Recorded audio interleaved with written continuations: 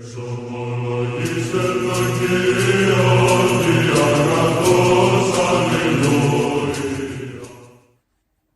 nderuar miq të dashur vëllezër dhe motra me Krishtin, ja ku jemi së bashku në takimin tonë të përditshëm komenti i Shkrimit të Shenjtë.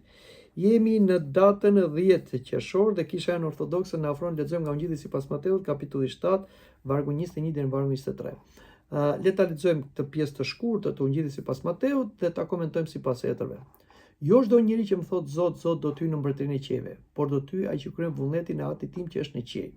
Shumë do të thonë atë ditë, Zot, Zot, a nuk profetizuam në emrin tënd? A nuk i dëbuam demonët në emrin tënd? A nuk kemi bërë shumë vepra të fuqishme në emrin tënd? Dhe atëherë do t'ju sqaroj atyre, unë s'ju kam njohur kurrë, largoni nga unë ju të gjithë që keni bërë paullësi. Pra, kjo pjesë që lexuam janë 3 vargje shkëputur nga predikimi në mal dhe Etrit e Kishës, e kam parë këtë si një tekst, si një paralajmërim kundër besimit vetëm me fjalë, emocional ose edhe një shërbese me që nuk përputhet me jetën në Krishtin dhe kundër vetmashtrimit shpirtëror. Por le ta analizojmë varg për varg sipas hetëve. Jo çdo njeri që më thot Zot, Zot, do ty në mbretërinë e qiejve, por do ty ai që kryen vullnetin e Atit tim që është në qiell. Etrit i kanë interpretuar këto fjalë të Krishtit kështu. Shën Joan Gojarti thot se Krishti nuk dënon rrëfimin e besimit me gojë, se besimi me gojë ose rrëfim me gojë pra është i domosdoshëm, ne s'mund të heshtim për besimin. Por mungesën e bindjes ndaj vullnetit ynor. Të quash Jezuin Zot është e mirë, por nuk mjafton, sepse jeta nuk mund na përputhet me fjalët. Sa ne themi që Jezu është Zoti ynë, por ne bëjmë në jetën tonë atë që duam neve. Atë çfarë Zoti ynë është ai për ne? Shpëtimi lidhet me besimin që shfaqet në vepra. Fatkeqësisht ka heretik që thonë mjafton vetëm besimi. Beso në Krishtin dhe shpëtove, aleluja. Jo, kjo është gënjeshtër, sepse besimi pa vepra është i vdekur. Shën Agustini na thot se shumë njerëz mund të kenë njohuri të sakta doktrinare dhe të flasin për Zotin, pra të dinë edhe pjesë të përmendshme të Shkrimit të Shenjtë, por hyrja në mbretërinë e Perëndis, nga gjykimi i drejtë i Krishtit, varet nga dashuria dhe bindja ndaj vullnetit ynor, ndaj porosive të Atit, që të cilat u thanë dhe u përmbushën nga Krishti. Besimi i vërtet vepron përmes dashurisë. Dashuria nuk është thjesht emocion, por dashuria është një veprim konkret që përmbushet, prandaj duhet pasur shumë kujdes. Shën Ilari i poetieres thot, Krishti tregon se gjykimi nuk duhet bazohet në deklarata fetare, por në përputhjen e jetës me vullnetin e Atit. Pra, duhet pasur shumë kujdes sepse ndonjëherë biem në gabime dhe në vetmashtrim.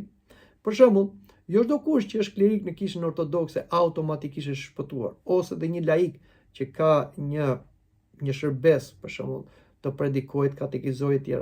Jo. Patjetër që këto janë shërbime që bëhen brenda kishës, në institucionin kishtar, por kjo nuk mjafton për shpëtim, sepse duhet të korrespondojë dëshmia me jetën. Dhe Etri patristik e shohin këtu dallim midis fesë së jashtme dhe fesë së brendshme, fjalëve dhe veprave, njohurisë të Krishtit me gojë dhe bashkimi real me të. Por në vargun 22 lexojmë akoma dhe më shumë. Zoti thot, shumë do të më thonë atë ditë, Zot, Zot, o Zot, a nuk profetizuam në emrin tënd? A nuk i dëbuam demonët në emrin tënd? A nuk kemi bërë shumë vepra të fuqishme në emrin tënd? Dhe për çfarë dite po flet Krishti? Për ditën e gjykimit, ku secili prej nesh, klerik, laik, do dali para Zotit dhe do gjykohet për besimin dhe veprat e tij.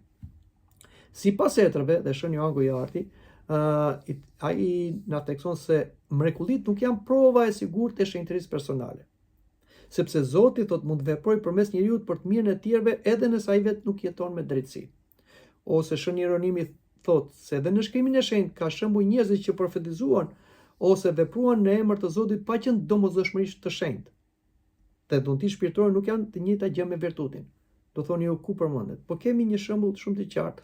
Për shembull, kemi Kajfën, i cili është kryeprift, dhe ai profetizoi për Krishtin, që tha më mirë të vdes ky se të prishë të shkatërrojë gjithë popullin nga romakët. Dhe thuhet në Shkrimin e Shenjtë, ai profetizoi se ishte kryeprift, po Kajfa ishte armiku kryesor i Krishtit, sepse ai mblodhi Sinedrin dhe ai akuzoi Krishtin.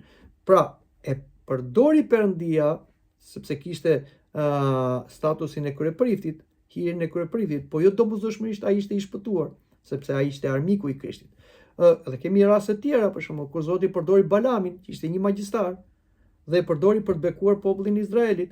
Pra, kemi raste, por dhe në jetën e shenjtorëve, por edhe neve në jetën e përdorë ka ndodhur që Zoti mund të përdor edhe njerëz të cilët janë të pamoralshëm që mund na thonë një të vërtetë.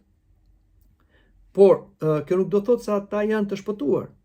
Të gjithë janë instrumenta të Zotit. Madje edhe djallit dhe demonët janë instrumenta të Zotit, jo më ne njerëzit. Por kjo nuk do thotë se jemi automatikisht shpëtuar sepse ne bëjmë atë çfarë Zoti kërkon të bëj.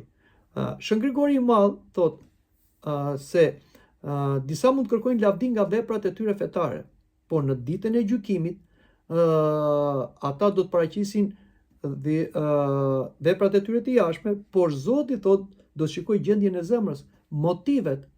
Kjo është shumë e rëndësishme, sepse veprat e jashtme shpeshherë bëhen nga motive të cilat nuk janë të mira.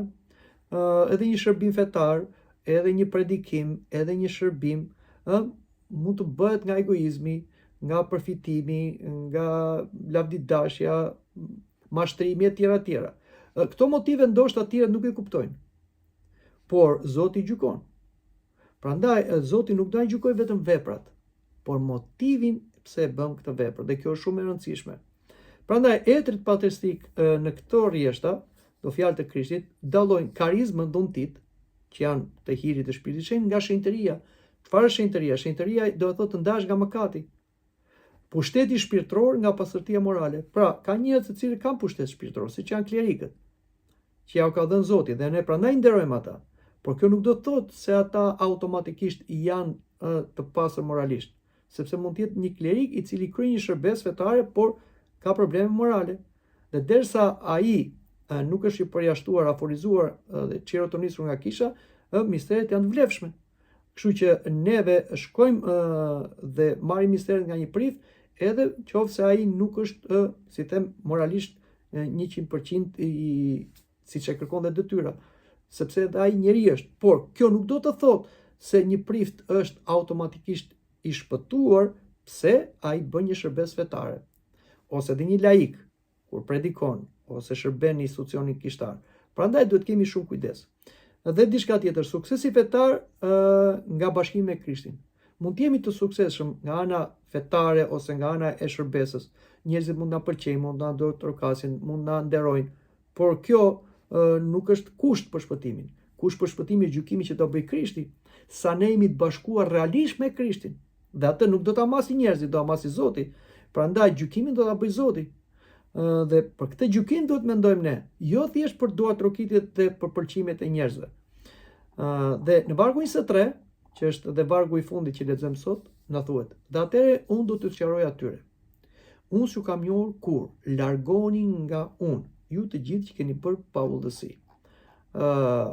Shën Agustini thotë, unë s'ju ka njohur kur, përmend fjalët e Krishtit, nuk do të thotë se Krishti nuk dinte për ekzistencën e tyre, për Krishti gjithçka.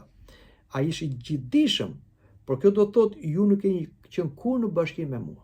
Ju thjesht keni bërë një shërbes pa qenë të bashkuar me mua. Pra, thjesht keni shërbyer institucionit, jeni paguar për atë, keni shërbyer interesave tuaja, pavarësisht se keni thënë dhe fjalët e Ungjillit, por ato fjalë të Ungjillit nuk i keni zbatuar në jetën tuaj. Dhe Shën Janku i Arti thotë dhe vëren se Krishti nuk thotë ju më keni njohur për keq, por unë s'ju kam njohur kur. Problemi nuk është mungesa e informacionit fetar, por mungesa e marrëdhënies së vërtet me Zotin. Pra, në qoftë se një ka kryer një shërbes fetare, por nuk është shenjtëruar, nuk është bashkuar me Krisht që është i shenjtë, atëherë patjetër që ai në fund do të jetë i ndarë nga Krishti. Shën Grigori i Madh thotë, paullësia nënkupton një jetë që shkel ligjin e Zotit, dhe veprat mbretërëse nuk mund të zëvendësojnë bindjen dhe pendimin. Prandaj ne në shërbim institucional mund të bëjmë vepra të mëdha, mund të ngjallim dhe të vdekur, mund të largojmë dhe demon, mund bëjmë që njerëzit të besojnë, por kjo prap nuk është kusht shpëtimi automatik, por është sa ne vetë personalisht pra bëjmë vullnetin e Zotit në jetën tonë. Dhe siç është ajo çfarë na mësojnë etrit, pra duhet kemi, thot etrit, fjala njo në kuptimin biblik në kupton bashkim, misi, pjesëmarrje në jetën e Zotit. Prandaj, unë s'ju ka njohur kur, do thotë se këta njerëz nuk kanë hyrë kur në atë bashkim shpëtues me Krishtin, në shenjtërinë që Krishti i ka thirrur, sipas asaj që ai tha dhe bëri. Prandaj, etrit e përmbledhin të gjithë këtë, si them, pasazh, këtë fragment me këto mesazhe. Nuk mjafton të thuash Zot, Zot. Nuk mjafton të kesh thjesht njohuri fetare. Nuk mjafton as të kryesh mrekulli ose shërbesa të mëdha. Kërkon bindje ndaj vullnetit të Atit. Shenjtëria matet nga dashuria, virtuti dhe bashkimi me Krishtin. Dhe dhuntit shpirtërore mund të ekzistojnë pa shenjtëri, por shpëtimi nuk mund të ekzistojë pa drejtësi dhe dashuri. Në traditën patristike, veçarisht siç na thotë dhe Shën Maksim Rrëfysi, Shën Isak Siriani, që janë etër dhe oshnëar të mëdhenj, ky tekst shihet si thirrje për pendim dhe për shëndrimin e zemrës, jo thjesht për një veprimtari fetare të jashtme. Ai që bën vullnetin e Atit është ai që me hirin e Zotit kthen gjithë jetën e tij në bindje, dashuri dhe porositë. Prandaj kemi nevojë për pendim, për porositë edhe për një vepër dashurie të vërtetë. Sa më lart të jesh në një shërbes fetare, të kesh një status shërbimi, aq më shumë duhet të jesh i penduar, i porulur dhe shërbyes me dashuri të vërtetë, sepse atij që u dha shumë, do t'i kërkohet edhe shumë. Mendoj që këtu ta mbyllim edhe bisedën për sot, por takuam në takimin e ardhshëm. Deri atëherë, mirupafshim.